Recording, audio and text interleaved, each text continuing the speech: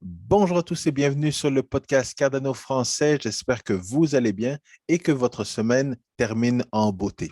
Alors, je m'excuse, j'ai été absent cette semaine, mais c'était pour vous préparer énormément de contenu.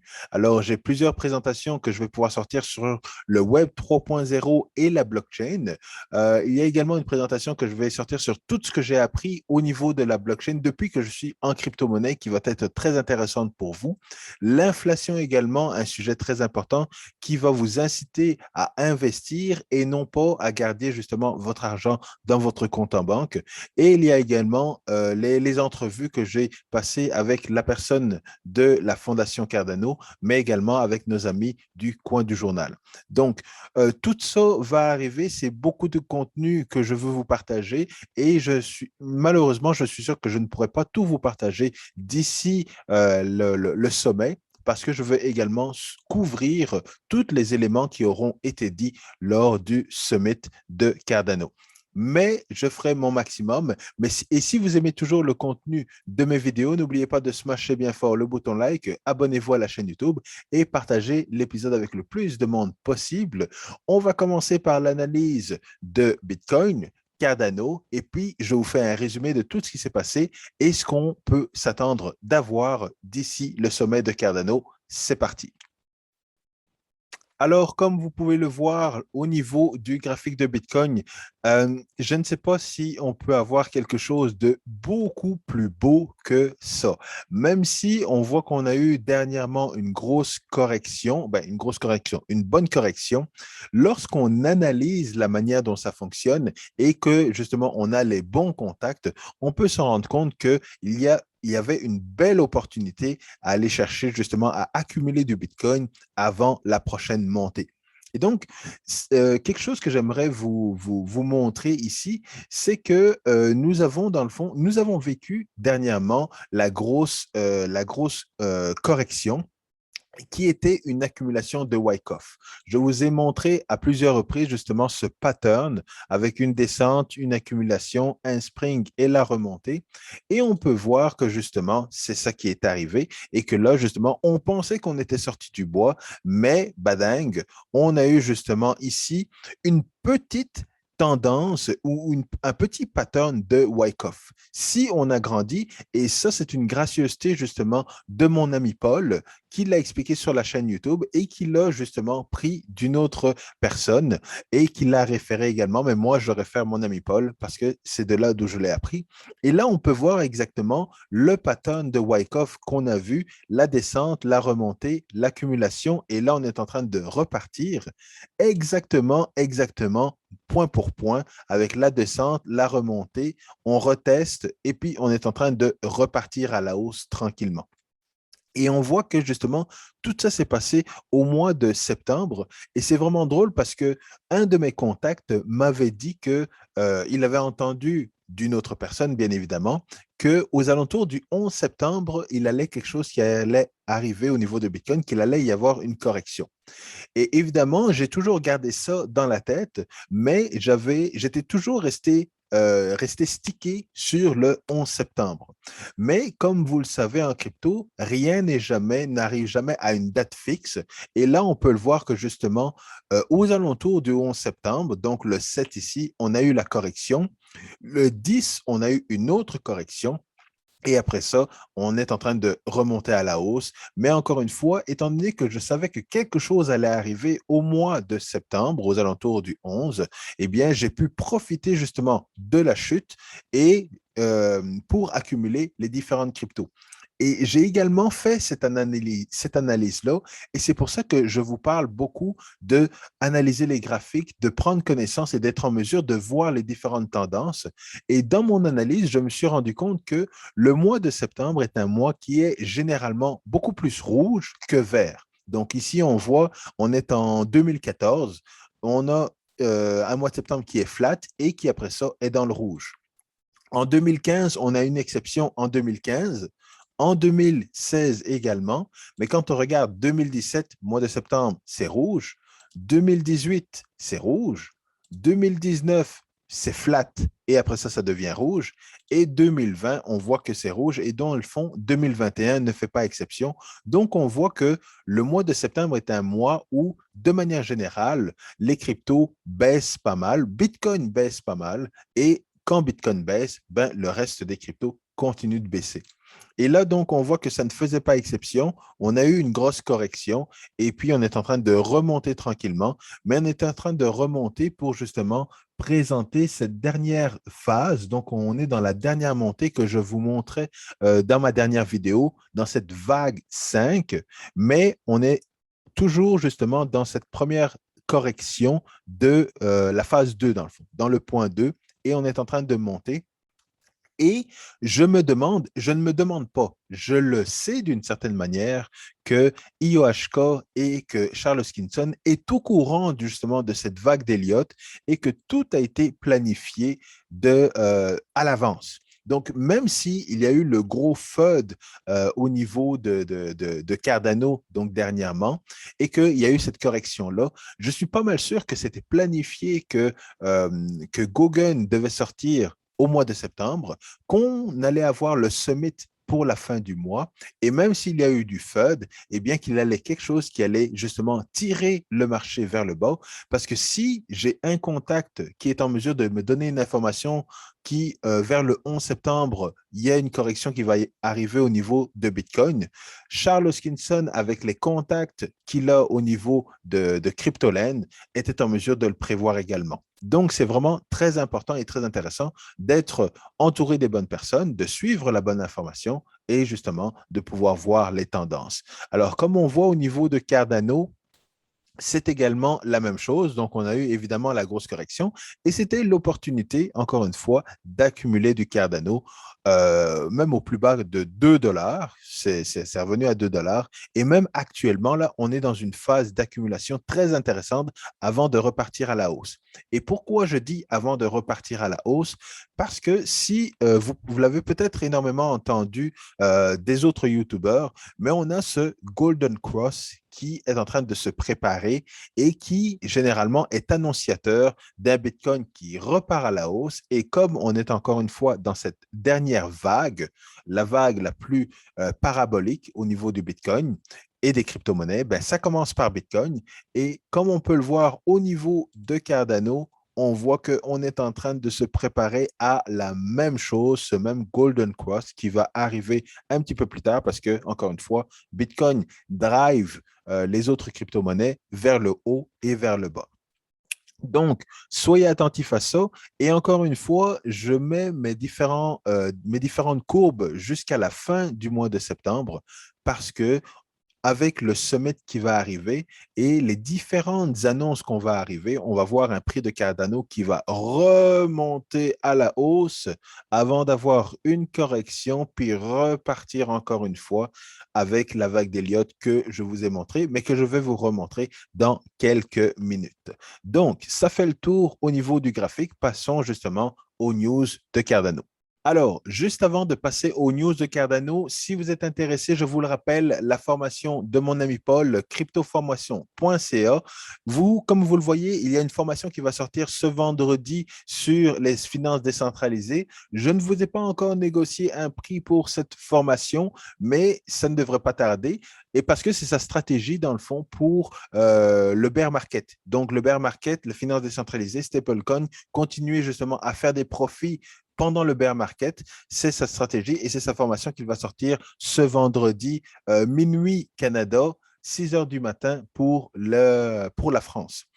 Mais si vous êtes intéressé, donc, il y a sa formation, encore une fois, sur le trading. Et mon ami Paul est a le même style d'investissement que moi. Donc, ce n'est pas un trader, mais c'est quelqu'un qui est en mesure de voir les tendances semaine après semaine. Donc, il planifie, il pose ses pions et puis il l'exécute sur généralement quelques semaines. Donc, si vous êtes intéressé, vous avez la formation juste ici. Vous avez également le code qui est podcast Cardano 10 qui est dans la description si vous voulez avoir un rabais sur sa formation. Alors, vous étiez tous là et j'en ai parlé un petit peu dans ma dernière vidéo. Qu'est-ce qui s'est passé dans les dernières semaines avec Cardano? On a eu justement la sortie de Alonso, la sortie de Gauguin, cette phase de contrat intelligent sur la blockchain Cardano. Alors, je vais vous dire la vérité par rapport à justement cette sortie. Ce qu'il faut savoir, c'est que la sortie des contrats intelligents sur Cardano est attendue depuis pas mal de temps. Alors, beaucoup de gens se sont plaints, des gens dans la communauté et à l'extérieur de la communauté se sont plaints sur le temps que ça prenait pour sortir justement les contrats intelligents sur Cardano. Et maintenant que les contrats intelligents sont sortis sur Cardano, eh bien, on a des articles justement comme le Decrypt qui demande où sont les DApp sur Cardano. Mais si on revient un petit peu en arrière, il faut comprendre que dans le fond, Bitcoin est cette première génération de crypto qui a amené justement un nouveau modèle pour calculer l'argent et de savoir combien d'argent avaient les différentes personnes dans leur portefeuille. Et ce modèle-là, c'était le UTXO, donc le Unspent Transaction Output, qui permettait de savoir, ben, si je te donne 20 dollars et que je reçois un retour de 5 dollars, ben, quand j'accumule tous les retours, je suis en mesure de savoir combien d'argent j'ai dans le portefeuille. Et ce modèle-là est un modèle qui est beaucoup plus facile et beaucoup plus rapide par rapport au modèle, le accounting model de Ethereum qui, dans le fond, garde en mémoire le montant d'argent exact que chaque personne a au niveau de son portefeuille. Et ça, c'est quelque chose que justement Bitcoin a mis en place et Ethereum, quand ils sont arrivés, eh bien, ils sont arrivés avec leur modèle, donc le accounting model, le modèle classique des systèmes bancaires, mais leur priorité n'était pas de créer, d'avoir un nouveau modèle pour calculer justement combien vous aviez d'argent dans votre portefeuille. Ce qu'ils amenaient en plus, c'était justement cette partie de contrat intelligent.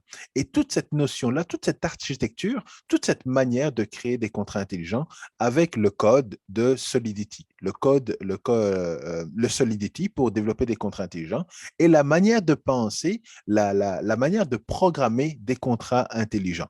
Et c'est évidemment, il y a eu un gros boom, beaucoup de gens ont adopté justement cette manière de faire. Et c'est ça que justement Cardano a pris énormément de temps pour peaufiner, pour améliorer justement cette nouvelle notion pour développer des contrats intelligents.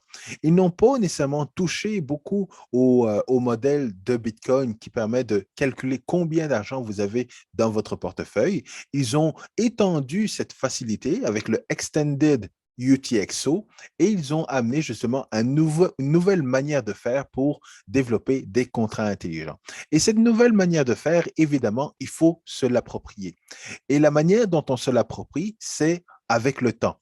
Et justement, c'est comme le dit Romain Pellerin, le CTO de IOHK, c'est exactement la même chose que et on a vu beaucoup d'analogies, justement, Charles Hoskinson a donné beaucoup d'analogies, puis à l'heure actuelle, on comprend dans le fond ces analogies-là, mais c'est la même chose que quand justement on est arrivé avec des doubles cœurs dans les ordinateurs, des doubles cœurs, des quad doubles cœurs, ou alors quand justement la PlayStation est arrivée et qu'on était toujours à l'époque de Nintendo avec les cassettes, ou alors Sega avec les cassettes. La PlayStation est arrivée justement avec leur CD à mettre et le jeu était là et ça a généré justement un tout nouveau écosystème. Mais les jeux, il fallait que justement les programmeurs, les projets s'adaptent à ce nouveau modèle. Et c'est justement ce que Cardano a mis en place et c'est important de faire cette différence-là. Pourquoi? Parce que quand on arrive sur le projet Cardano, IOHK n'est pas là pour nous tenir la main. IOHK est là pour justement développer une blockchain et c'est exactement la même chose que l'année dernière lorsque Shelly est sorti. Les stake pool opérateurs, les premiers stake pool opérateurs ont travaillé dur pour justement configurer leur nœud, configurer leur stake pool et être sûr que c'est stable par rapport à Shelly. Shelly était dans une version bêta. Il y a eu plusieurs versions pour lesquelles, justement, il y avait des problèmes avec les stake pools et tout ça. Mais les stake pool opérateurs ont continué de travailler, ont continué de s'adapter avec très peu de documentation. Les stake pool opérateurs se sont ajustés au code de Shelly et à la décentralisation, à tout ce qui avait été fait par Cardano, par IOHK pour justement stabiliser leur stake pool. Et actuellement, ils sont énormément récompensés par rapport à ça. C'est la même chose pour Gauguin. IOHK est venu avec un nouveau modèle pour développer les contrats intelligents et maintenant, les différents projets, les différents développeurs doivent justement apprendre ce modèle-là et oublier d'une certaine manière la manière dont ils programmaient avec Solidity sur la blockchain Ethereum. Mais s'ils ne veulent pas oublier, eh bien, ils vont être en mesure d'utiliser justement des outils pour convertir leurs contrats intelligents sur la blockchain Cardano. Ça ne va pas fonctionner aussi bien que s'ils avaient réécrit leur contrat intelligent pour que ça fonctionne justement avec la méthodologie, la manière de penser que IOHK a réfléchi et ils n'ont pas juste réfléchi de leur côté, ils ont engagé énormément de gens pour justement utiliser ce nouveau modèle UTXO avec cette nouvelle architecture pour développer des contrats intelligents qui est beaucoup plus sécuritaire, et c'est prouvé mathématiquement, et qui est beaucoup plus rapide, plus performant que le modèle justement que Ethereum propose. Pourquoi justement il est meilleur? Parce qu'il permet justement de déterminer à l'avance la manière dont un contrat intelligent va se passer. Donc, normalement, un développeur ou un projet qui veut développer des contrats intelligents sur Cardano, s'ils sont assez allumés, ils sont en mesure de savoir quels vont être les résultats que le contrat intelligent va faire. Et normalement, ça devrait leur donner toute la sécurité pour mettre un contrat intelligent sur le mainnet et s'assurer que ce contrat intelligent ne peut pas être piraté facilement.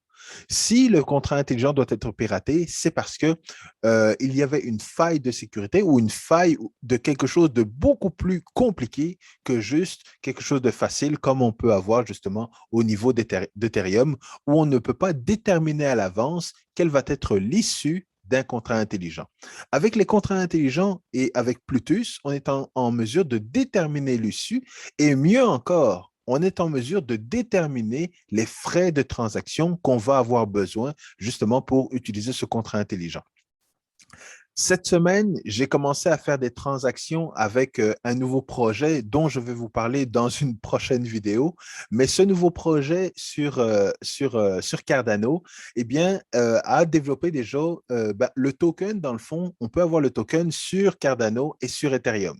Ça vous donne déjà quelques indices sur le projet dans lequel je suis en train d'investir massivement.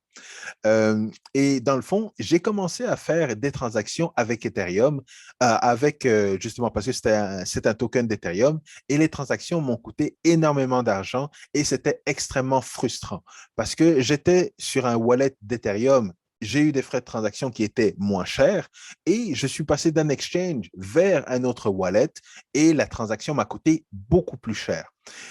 Donc, le fait de pouvoir déterminer à l'avance le frais de transaction est beaucoup plus sécuritaire et beaucoup plus user-friendly et va entraîner beaucoup plus une meilleure adoption de la blockchain Cardano. Ce token-là ou ce projet-là est sur Ethereum et sur Cardano. Et quand j'ai utilisé Cardano, évidemment, les frais de transaction étaient minimes et ils étaient toujours les mêmes. Donc, j'ai expérimenté les deux et je peux vous garantir que l'expérience utilisateur en termes de frais de transaction et de facilité d'utilisation était supérieure sur la blockchain Cardano. Et ça, c'est très important également parce que le sommet qu'on va avoir à la fin du mois le sommet va présenter différents projets de l'écosystème de Cardano. Et là, je passe un petit peu. Donc, cet écosystème dont on nous parle souvent et qu'on nous montre énormément là, avec les différents projets de Cardano. Mais c'est ce que je vais vous présenter justement quand je vais faire ma vidéo sur l'écosystème de Cardano. Ce que vous devez savoir et ce qu'on disait énormément en 2017, mais que j'ai l'impression qu'on ne dit pas énormément, qu'on ne répète pas énormément pour ce bull run-ci, c'est que 5% des projets et des crypto-monnaies vont survivre sur 5, 10, 20 ans. Seulement 5%. Et la réalité est beaucoup moindre, ou le pourcentage est beaucoup moindre pour l'écosystème de Cardano. Donc, dans toutes les applications que vous voyez là, selon moi, il y a seulement 2 ou 3% de ces projets qui vont survivre sur le long terme. Maintenant, ça ne veut pas dire que vous n'allez pas faire d'argent avec ces différents projets. Ça ne veut pas dire que vous ne devez pas investir dans ces différents projets. Ce que vous devez réaliser, c'est que dans 5 ou 10 ans, il y a un grand pourcentage de ces projets qui ne seront plus là. Donc, sachant ça, choisissez bien et soyez prudents. Si vous investissez, ayez encore cette stratégie. Et c'est pour ça que je vous réfère toujours à la vidéo que je vous ai faite pour pouvoir analyser les différents projets. Et si vous décidez d'investir, ben, voici quel est le meilleur moment pour investir et quel est le meilleur moment pour retirer une partie de vos gains également. C'est pour ça également que je vous réfère à des formations comme la formation de mon ami Paul qui a fait le travail, qui a mis plus de 60 heures par semaine pour créer cette formation-là, qui va vous permettre de continuer à faire des profits, même dans le bear market. Et c'est pour ça que personnellement, je fais des vidéos et je ne parle pas énormément, et ça, on me l'a reproché quand même quelques fois, je ne parle pas énormément justement de l'écosystème de Cardano parce que je ne veux pas donner de l'information ou donner mon avis. Et ce que je pourrais faire, c'est faire des vidéos qui sont juste des vidéos qui présentent en général sans que je donne mon avis par rapport aux différents projets. Mais la question que j'aimerais vous poser et que j'aimerais que vous mettiez la réponse justement dans les commentaires de la vidéo, c'est êtes-vous en mesure de me nommer un projet qui est sorti sur la blockchain Ethereum et qui est encore d'actualité aujourd'hui? Donc, la blockchain Ethereum a commencé au mois de juillet 2015. Nommez-moi un des premiers projets de la blockchain Ethereum qui est encore d'actualité aujourd'hui. C'est sûr que ce n'est pas parce qu'on ne retrouve pas énormément de projets que c'est exactement ce qui va se passer dans l'écosystème de Cardano. Ça ne veut pas dire que justement de ces projets-là, ben, il n'y a pas un gros pourcentage qui va sortir, etc. Mais pourquoi on doit être excité de l'écosystème de Cardano? Tout simplement parce qu'il va y avoir énormément d'expérimentation. Et l'expérimentation qui va avoir lieu dans les prochaines années, dans les 2, 3 prochaines années, va permettre justement de créer les pépites qui vont être là et qui vont être présentées et qui vont sortir lors du prochain bull run.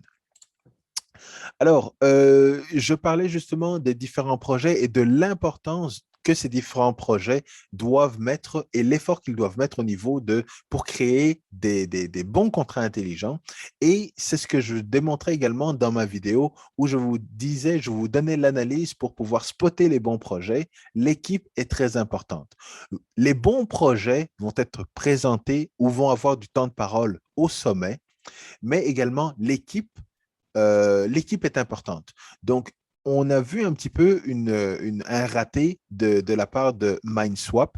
Et ça ne veut pas dire que je ne les aime pas. Je regarde ce qu'ils font, je trouve ça très intéressant et j'essaie d'être objectif par rapport à MindSwap. Mais malheureusement, c'est un petit peu un raté de vouloir précipiter et de mettre un contrat intelligent disponible et que ce contrat intelligent ben, avait certaines failles, des failles et ce qui est malheureux, c'est que les failles qui ont été, qui sont sorties justement de cette première expérimentation-là, sont, on n'a pas reproché beaucoup de choses à MindSwap. On a reproché énormément de choses à Cardano.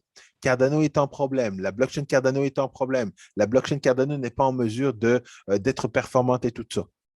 Alors qu'il n'y avait pas de problème au niveau de la blockchain Cardano, mais bien des personnes qui ont utilisé la blockchain Cardano. Et c'est ce que je vous ai expliqué au début du vidéo, c'est toute cette nouvelle manière de penser pour développer des contrats intelligents que les différentes équipes, les différents développeurs doivent mettre en pratique dans leurs projets.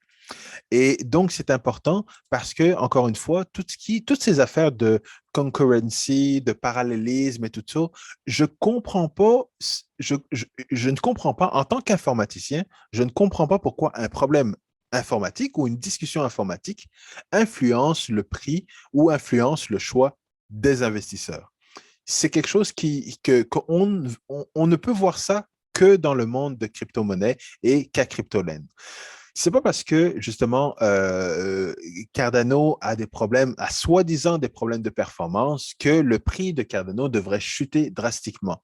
La preuve est que la crypto-monnaie Verge ou Ethereum classique ont eu des problèmes de sécurité et ont subi des attaques de 51%. Et pourtant, le prix de ces crypto-monnaies-là continue de grimper. Les crypto-monnaies sont toujours là. Et lorsque justement il y a une critique au niveau de la blockchain Cardano et que cette critique-là est par rapport à un élément informatique, eh bien, le fait est que la blockchain Cardano est toujours une blockchain qui vaut la peine d'être dans laquelle il faut continuer à investir. Des problèmes comme ça sont des problèmes passagers. Ce sont des problèmes qui ne vont pas justement euh, démolir la blockchain Cardano. Et pour preuve, c'est qu'on a encore une fois Shelly qui est sorti il y a un an. Il y avait des problèmes au début de Shelly et pourtant, on continue justement d'avoir cette belle sécurité. Toutes les stakeholders sont là. Les stakeholders opérateurs veillent justement à la sécurité de Cardano et on n'a pas eu d'attaque au niveau de la blockchain Cardano depuis la dernière année et depuis ses débuts en 2017. Donc, tout le FUD qu'on a eu, tout le FUD maintenant est passé. Il faut s'attendre à des bonnes nouvelles lors du summit. C'est des nouvelles qui vont justement boucher nos amis du Journal du Coin et nos autres éditoriaux francophones. J'entendais même le YouTuber de 21 millions qui est encore un peu sceptique au niveau de Cardano, mais toutes ces personnalités-là vont changer leur veste, vont changer leur fusil d'épaule et vont commencer à être des fervents défenseurs de Cardano lorsqu'ils vont voir l'utilité de la blockchain Cardano. Et je reste toujours bullish, je reste toujours sur ma prédiction, même si on est actuellement à 2,40, nous allons dépasser le 10 dollars et être entre 10 et 15 dollars d'ici la fin de ce bull run. Et cette prédiction commence à être partagée par d'autres YouTubeurs anglophones. Et évidemment, je trouve ça vraiment drôle, mais j'aimerais vous rappeler que vous avez entendu cette prédiction-là sur le podcast Cardano français en premier. J'ai la priorité, j'ai l'exclusivité de la prédiction d'un Cardano entre 10 et 15 dollars d'ici la fin de l'année. Alors, je termine là-dessus. Je voulais justement vous repartager l'énergie du millionnaire pour ce bull run et pour le prochain bull run, l'énergie des milliardaires. Et je vous dis à très bientôt avec de nouvelles vidéos. Passez un bon week-end. Peace.